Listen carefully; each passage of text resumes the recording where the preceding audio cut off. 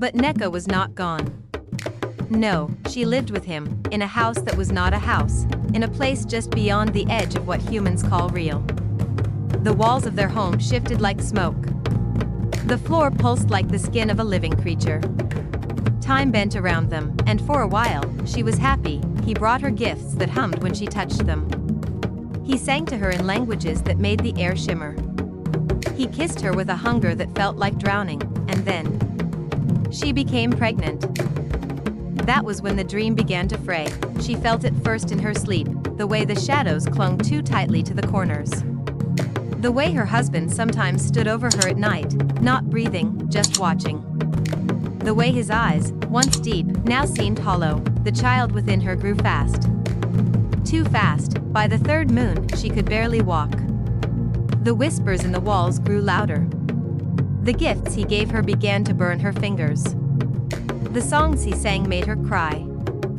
There is a silence that only lives deep in the heart of the forest, a silence so thick and alive it seems to listen more than echo. Beneath the canopy of ancient trees and whispering vines, in a village cradled by mountains and protected by spirits older than memory, lived a girl named Neka.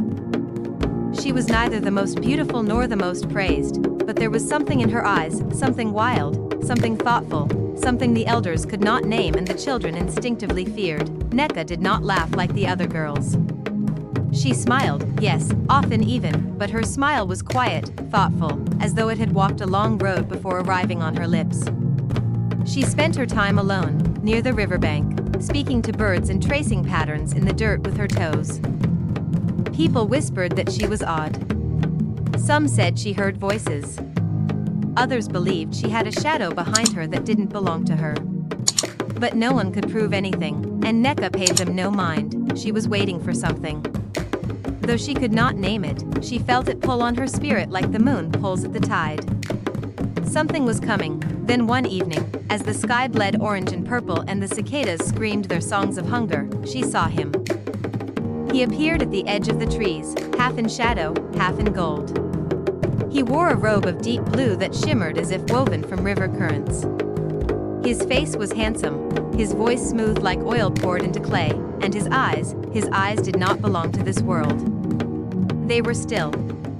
Too still. He called her name before she had told it to him, Neka. She should have run. She should have screamed. But instead, her feet were steady. Her voice calm. Her heartbeat uncertain. Yes, she answered.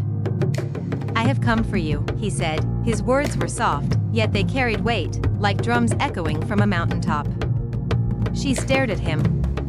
There was no fear in her, not yet.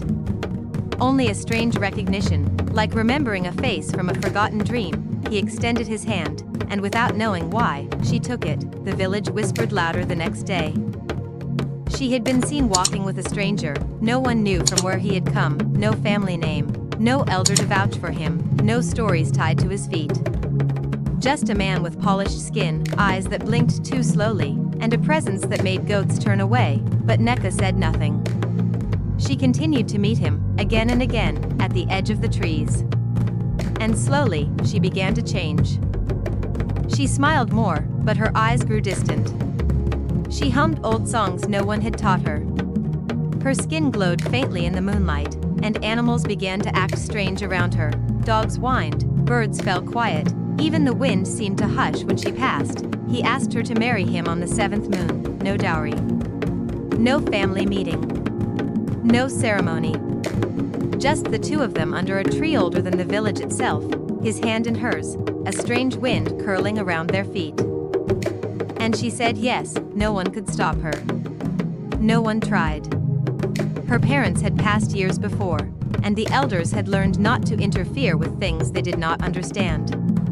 They watched from their doorways as she walked into the forest with her spirit groom, barefoot, smiling, unafraid. They did not see her for a long time.